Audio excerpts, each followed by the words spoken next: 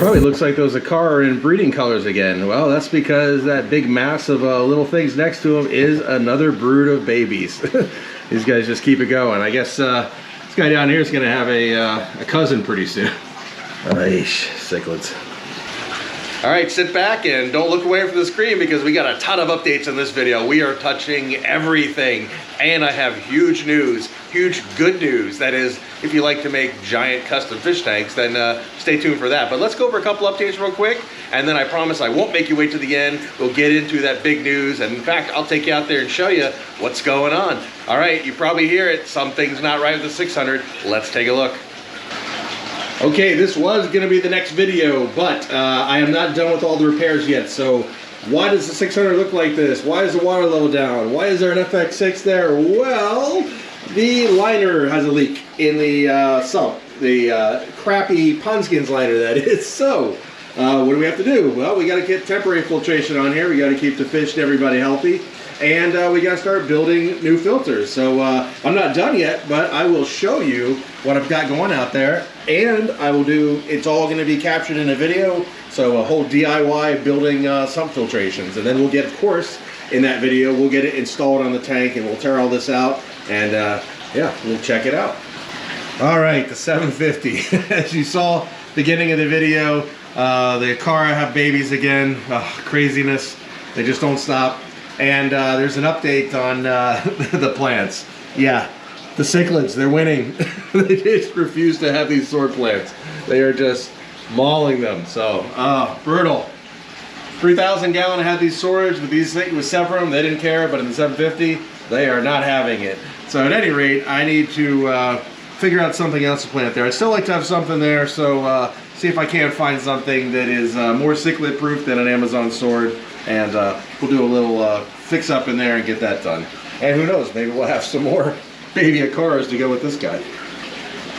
All right, what's going on with the 600 gallon reef slope? Well, these guys are getting new friends. So I thought about it, and I just don't trust putting the trigger in the Predator Bay Aquarium. If it doesn't work out with the trigger and the sharks, then it will be extremely difficult to get the trigger out of there. And he does live with these kind of community fish, no problem. He's only slightly a bully at feeding time in the 265, and I think in the 600 gallon, with all of this extra space, that should not be an issue. So let's go take a look at the 265. Yes, it pretty much looks the same. So I'm gonna have to take out all of this rock to get these fish out, and I have decided the Emperor Angel and the Indonesian Black Trigger, they're going to go in the 600, as well as the Blue-Green Reef Chromis, and all of the guys that are coral compatible, like the tangs, they're going to stay here. The clownfish, they're going to stay here, and this tank is going to be rebuilt, rescaped as a easy reef. So it'll be like a coral reef for like marine fish keepers. So easy stuff that you know, zoanthids and mushrooms and soft corals, all that kind of stuff. Anything that's easy, but in my opinion, still beautiful. And you know, if you like those kind of corals, they have the sway, the motion. So that's one thing I like. I like shimmer from lights. I like motion and corals. So that's the future for the 265. All right, the Malawi River Aquarium. So the problem here is these darn plants are doing such a good job of eating up all the nutrients that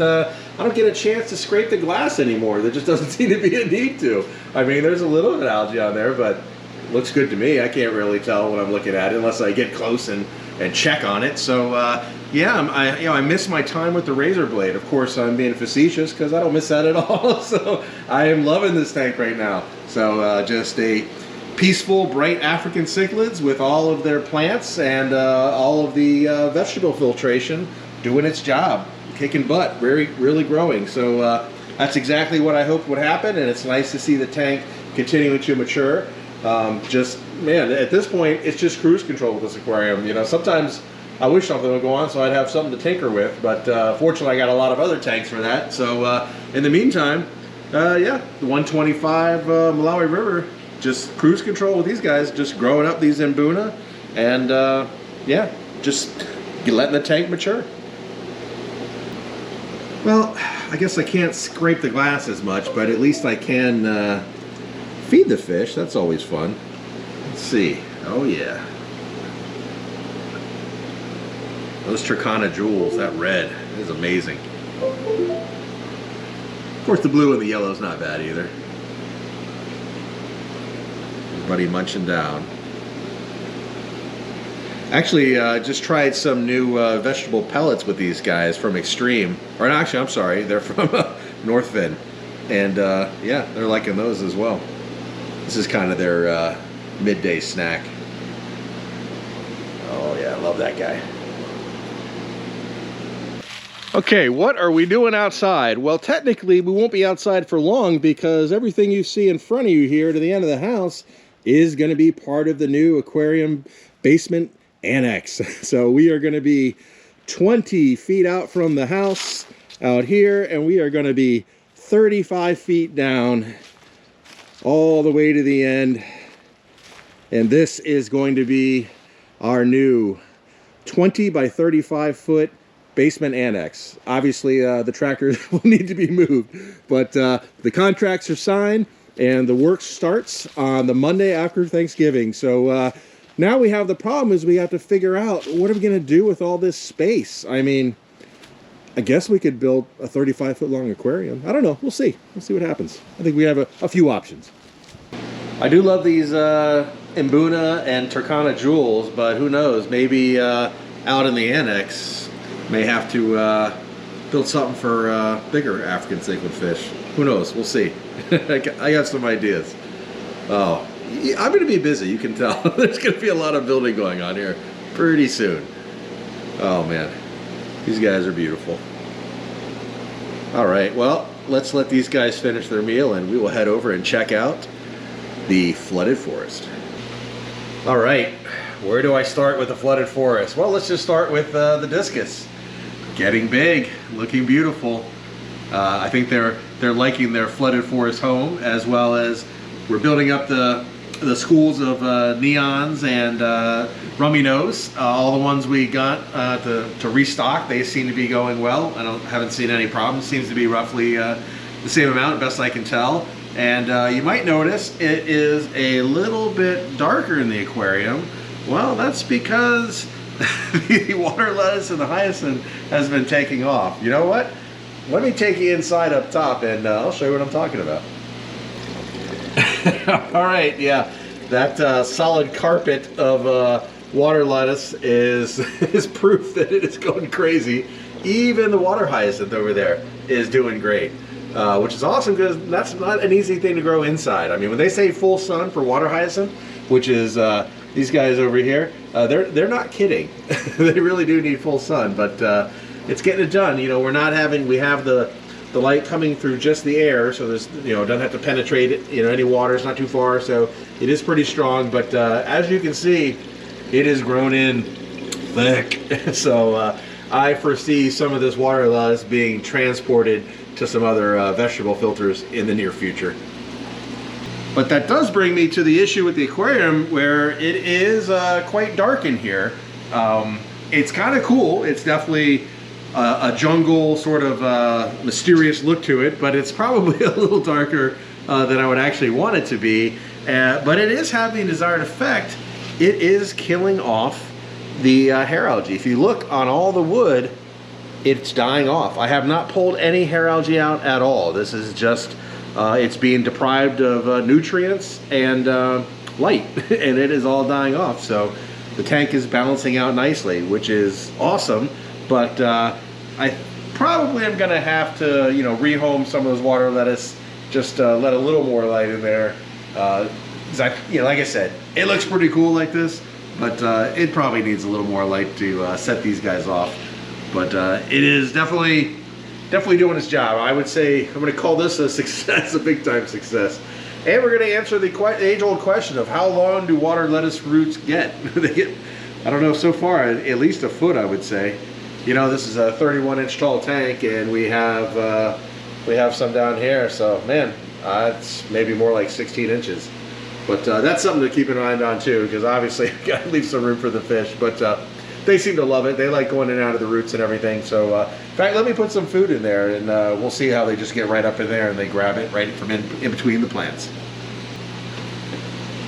So the discus are definitely not shy about getting up there and getting the food, as well as neither any of the other fish.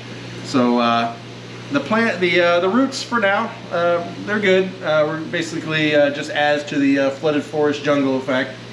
The lighting, on the other hand, that's one where we'll have to see. Might need more. I haven't haven't fully decided, but I do know I need to rehome some of those water lettuce anyway. So pretty much the end result of doing that will mean more light coming through. So I would say that's pretty much a foregone conclusion. And then over time, we'll have to keep an eye and see, does the water lettuce keep growing at the clip it's growing right now, or is that more of a early on thing where it's burning off nutrients from where I stacked a new substrate over old?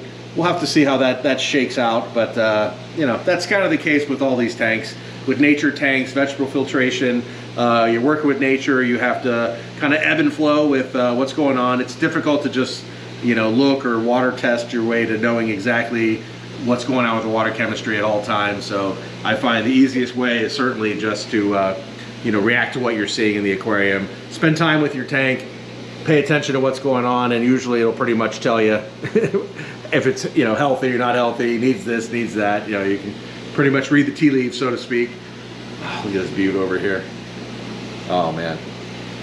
Discus are tough because I could easily set up more discus aquariums. I love these guys.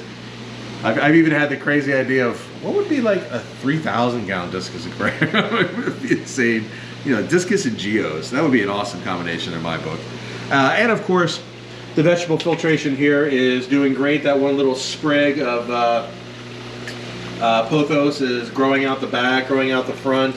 The peace lily doing great. Man, that pothos is growing everywhere. But yeah, just eating away all of the excess nutrients. Look at this guy. These guys are beautiful. I hope they come across on camera as good as they do in person. They are amazing. Okay, so for the flooded forest, you know, basically when I'm ready for some other vegetable filters for some new tanks, I'll clear out some of the water lettuce here, move over there, and then we'll take a look and see, you know, how it looks with more light. And probably moving forward, that'll be the path of this aquarium. Other than that is also too just adding in some more tetra, and I think I would like to try to find some you know, some of the designer plecos like the green phantoms or things like that to add in here as well. Speaking of 35-foot long aquariums, or in this case 21 and a half, the 3,000 gallon is almost ready for the big makeover. I have been stockpiling materials and getting everything ready, and I have some new very hardy plants that have come inside from the pond. They're going to be rehomed in the 3,000 gallon, so big things happening, and as you can imagine, it is a huge job to rescape this, so it does take a little bit of time, but things are in place. It's just a matter of at this point just me pulling the trigger and climbing in there and getting it done. So yes, I do show you the ugly. The things don't work out, the things that don't work out quite as expected. So the 150 gallon Riverbend aquarium, yes, there's just a ton of cyano in there. I certainly underestimated how much dilution it would take to get rid of all of the calcium from this being a saltwater aquarium.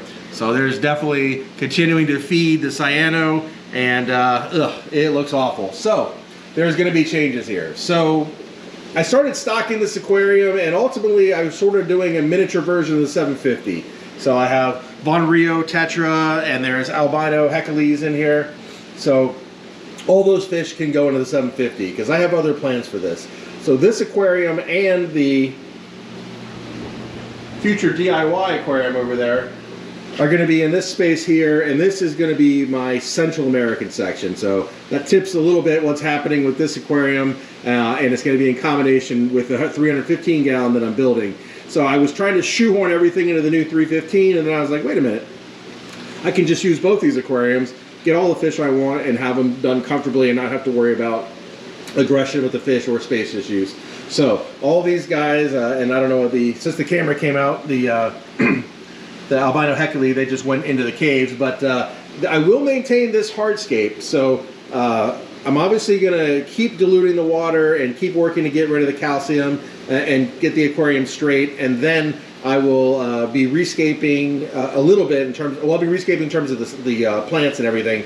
but the overall hardscape will stay. So definitely a work in progress here, but we'll keep chipping away at it. And I'll tell you what, we'll just appreciate this tank a lot more when it's actually all done and not looking like some kind of a post-apocalyptic nightmare aquarium. We'll just appreciate it that much more. And I can't show you too much on these, but because they have the whole video on building these, but these are the DIY sump filters. They are almost ready to go. Just a few things left, and these will be replacing the defective liner sump in the 750. All right, it's time to take a look at the 1,800-gallon behemoth in the room, Predator Bay. Let's give these guys some food, and we'll take a look at how the new aquascape worked out. All right, I am happy to say that the new aquascape has worked out really well. The aggression from the groupers towards the new grouper is cut way, way down. I would say by like 90%. I think there's a a certain eel who might want a fish. Oh, yep, I would say he did. Oh, I got water coming at me. Let me throw a couple pieces of food in here for the groupers. Yep. Should be another piece. Where's your piece? Oh, there we go. He got it. Too slow with the camera. Let me just pour this in here. Let's see. We got some more fish. All right. Where did the fish go? Okay, some fish for the groupers and eels, and then we'll throw in some shrimp for the sharks and the ray. They had squid last time, so we keep it mixed up. So it's all over here in the corner. Everyone should be smelling it pretty soon. I see a shark on his way, and boom, he's found pay dirt. First buddy here gets all the choices. I'm guessing though there's a ray not far behind, even though he turned the wrong way. We'll see. I see another shark coming. He has he's slowly picking it up. I think he's on the scent, and yep, sure enough, there he is. He has found pay dirt as well as the ray and the other shark. So we got a little bit of a frenzy over here. If you want to see vacuum cleaners at work, making sure my aquarium is never dirty, look at that. They put a hurting on that. All about 2 seconds. Yep, and you wonder why I have to feed the rays and the eel and everybody with the tongs. I'm sorry, not the rays, the groupers, the eel with the tong. Because if I just throw it in here, these guys are just gonna hoover it up, for sure. Let's see. Oh, you missed that piece. I'm sure his buddy will get it. At any rate, back to the scape. It has been working out. So we created more territory. We have those sight breaks now. You can't see the whole 13.5 feet down the aquarium, and it has limited the aggression on the peacock grouper quite a bit. He still spends a lot of time up in the corner there, but he's not being attacked. He's, I guess, just getting used to the new way things are. And actually the Minneapolis grouper, who was the one who was picking on him, he spends a lot more time in these caves over here. He really likes this cave here, the cave in the middle, so he's spending a lot of time here. And the blue line grouper, he also spends a lot more time over on the other side of the aquarium, which is the opposite side from where the peacock is, but he spends a lot of time in these caves as well. So it's just basically freed up the peacock grouper to not be, you know, bullied by those guys. So it should just be a matter of time before the peacock grouper becomes more comfortable with, you know, coming out and just going everywhere. But he's definitely more aggressively feeding, and he's growing. And like I said, he'll ultimately be the biggest of all the groupers. So it should just be a matter of time before he's out and about like the other guys, and there's an equilibrium, you know, between the three of them. There's certainly plenty of territory in this tank for all of them. So they should, now with more territory, I think they should be happy. And of course, here's the peacock over here. Again, still kind of, he's even frightened by me, so he definitely hasn't settled in like these other guys, you know, who have apparently no fear of anything. As you remember back when I was rescaping the tank, I had these guys just, you know, all over me, wanting to play, wanting to goof around while I'm trying to work, but crazy times. Okay, sure to be able to show you inside the 3,000 gallon. That's the updates on everything, and the big news about the Annex is a go. Contracts are signed, construction starts in a week. That's going to be super exciting. So we're going to have a lot of design, you know, a lot of updates on that. So I'll show it as the progress, as it's being built, and then of course, you know, once the room is ready, we'll put down and start putting down some tape, start sort of mocking out some aquariums, and in the meantime, we can just sort of figure out, think about what can we do with 35 feet by 20 feet worth of new aquarium space. And of course, long before any of that ever happens, before that's built, we have the 315 gallon step-by-step DIY. The next video is going to be the DIY build on the sumps, and then getting the sumps in place on the 600 gallon and getting that system fully up and running. Of course, I'll be starting on the 3,000 gallon. The parrot cichlids in there, the babies, they're getting quite big now. I think they're large enough that I can go ahead and start that project. And I've been procrastinating a little bit because it's such a beast of a project, but I can't wait to see the 3,000 gallon back to its full glory, and hopefully even better than it ever was. So there is a ton of things going on, not to mention the Riverbend Aquarium. Oh, that needs a lot of love. We got to get that thing going. And the 750, I keep waffling with the lights. I keep checking the par. I'm going to keep bringing the lights down using, at 100s, I put 50s. I'm going to put 30 watts on it. We're going to see how it looks, see how the plants do. They don't need a ton of light. They're up high anyways. And then also I'll try to figure out something for those swords, because the Severn, they're just not letting it happen in that tank. So, you know, the fish have spoken. I have to do something. So we fought the good fight. We tried, but it didn't work out. So we're just going to have to roll with the punches and put something in there that the Severn would tolerate. Because I would definitely like to have some sort of foreground, you know, softscape with plants, you know, not just the plants in the back. I want something else. That tank is so deep. We need something to accentuate that. So, you know, we'll see what we can do. All right, well, keep your eyes out for the DIY sump build, and then we start on the step-by-step DIY build. That's going to be pretty fun, because that's got that new wetlands filter never done before. I'm super excited to actually build it.